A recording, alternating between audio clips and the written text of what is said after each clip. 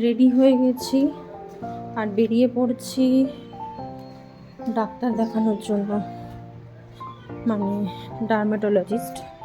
আমি যাব এখন লাডার্মা সল্ট লেকে। স্কিনে কিছু প্রবলেম হয়েছে, সেজন্য ডাক্তার দেখাতে যাচ্ছি। জাস্ট বেরোলাম।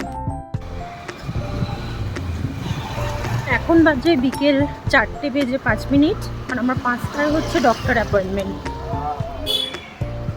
জায়গাটা খুব একটা দূরে নয়, সল্ট লেকে। তো এদের আরেকটা ব্রাঞ্চ আছে পার্ক স্ট্রিটে। আমি সল্ট লেক ব্রাঞ্চটাতেই গেছিলাম, ওটা আমার বাড়ির কাছাকাছি পড়ছে। আর পৌঁছেও গেছিলাম খুব তাড়াতাড়ি। এটা সল্ট লেক সুইমিং পুলের ঠিক কাছে, স্যান্টা ফ্যান্টাসিয়া রেস্টুরেন্টের ফার্স্ট ফ্লোরে। যাই হোক, আমি অলমোস্ট পৌঁছে গেছি এবং ডক্টর খুশবু তাতিয়া, তার কাছে আমার অ্যাপয়েন্টমেন্ট ছিল। আমি যখন পৌঁছোই উপরে দেখি যে আরও অনেকেই বসে আছে। আমাকে একটা ফর্ম ফিল আপ করতে দেওয়া হয়। সেই ফর্মের মধ্যে আমাকে নিজের সমস্ত ডিটেলস ফিল আপ করতে হয়। সেখানে সব কিছু ছিল এবং তার সাথে একটা ফাইলও ছিল। আমি দেখাতে গেছিলাম কিছু স্কিন পিগমেন্টেশন এবং মোল রিমুভালের জন্য।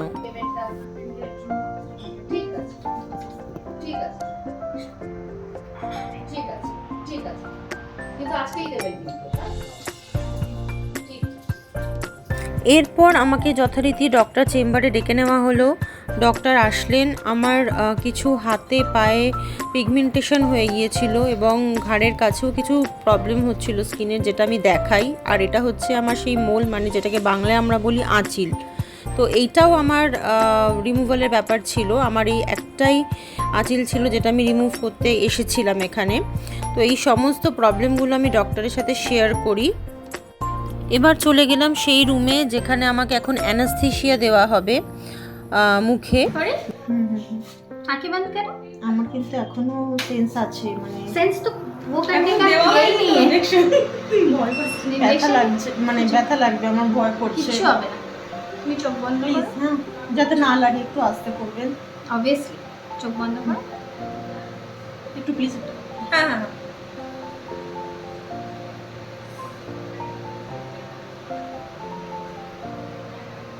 क्या आप ठीक हो? कुछ हुआ? नहीं नहीं नहीं। बस थैंक यू डॉक्टर। एक स्वैब दीजिए ना मुझे।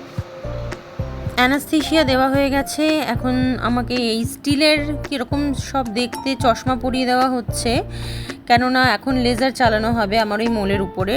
এটা লেজার থ্রু দিয়ে রিমুভালটা হবে। প্রথমে খুবই ভয় পেয়ে গিয়েছিলাম, আমাকে দেখে তোমরা সবাই বুঝতেই পারছো। তো ফার্স্ট টাইম লাইফে এক্সপিরিয়েন্স করছি।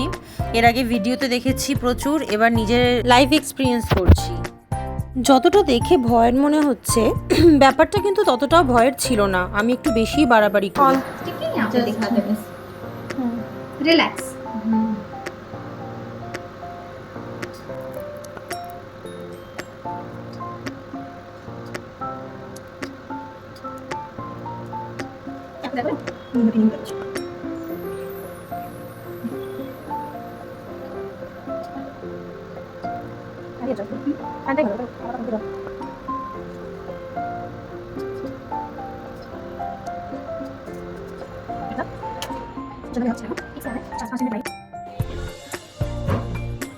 আফটার দ্য প্রসিডিওর জায়গাটা একটুখানি হালকা লাল হয়ে গিয়েছিল। এখানে ডক্টর বলেই দিয়েছিল এরপর এই জায়গাটা শুকিয়ে গেলে চামড়াটা কালো হয়ে যাবে এবং তারপরে চামড়াটা সরে গিয়ে একটা সাদা চামড়া বেরোবে। যাই হোক, এই রুমটার মধ্যে আমার লেজার ট্রিটমেন্টটা হয়েছিল। আমার স্কিন পিগমেন্টেশনের জন্য ওরা আমাকে লেজার ট্রিটমেন্টই গাইড করেছিল ফার্স্টে, বাট আমি সেটা নিতে চাইনি। আমি বলেছিলাম আমাকে অয়েন্টমেন্ট দেওয়া হোক বা কিছু লোশন, ময়শ্চারাইজার অথবা কোনো মেডিসিন গাইড করতে। কী যে বলবো নিজেকে, আমি ট্রিটমেন্ট করিয়ে বেরিয়ে এসেছি, অনেকটা হেঁটে চলে এসেছি। তো অটো ধরবো বলে, বাট ঠিক অটোতে ওঠার আগে আমার ফোন আসে লাডার্মা থেকে যে আমি ফোন ফেলে এসেছি। আমি আমার অফিসিয়াল ফোনটা তাদের চেম্বারে ফেলে চলে এসেছি। মানে আমি কতটা কেয়ারলেস, আমি জানি আমি কেয়ারলেস, বাট এতটা জানতাম না। এই ফোনটা থেকে সবসময় ভিডিও করি বলে এটা হাতে থাকে, আর ওটা যথারীতি অফিসের ফোন। তো যাই হোক, থ্যাঙ্কস টু গড, সঙ্গে সঙ্গে ফোনটা এসছে, কেউ তুলে নেয়নি। আমি এখন যাচ্ছি আবার সেখানে ফোনটা কালেক্ট করতে। উফ, খুব ভালো লোক তারা। ফোনটা কালেক্ট করে তাড়াতাড়ি সেখান থেকে বেরিয়ে পড়লাম বাড়ির পথে।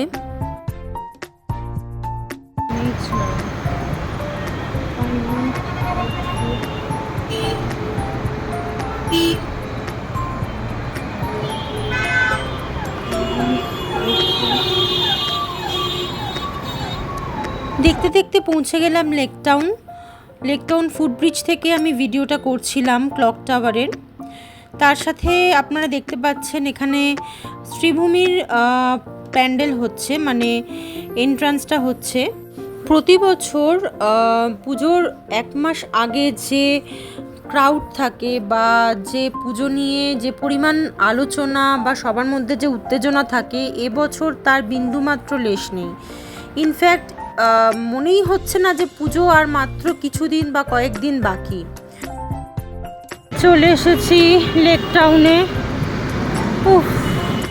ফুটব্রিজ দিয়ে কতটা হাঁটতে হয়েছে, হাঁটতে হাঁটতে পা ব্যথা হয়ে গেল। ক্লক টাওয়ারটা কি সুন্দর লাগছে, দারুণ।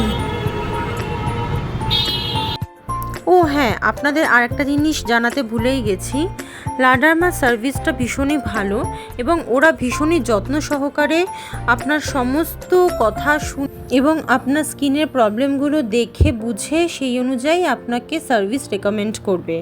হ্যাঁ, আরেকটাও জিনিস জানিয়ে রাখি, এখানে সার্ভিসগুলো একটু অন্যান্য জায়গা থেকে কস্টলি, তবে ভালো। আজকের ভিডিওটা তাহলে এখানেই শেষ করছি।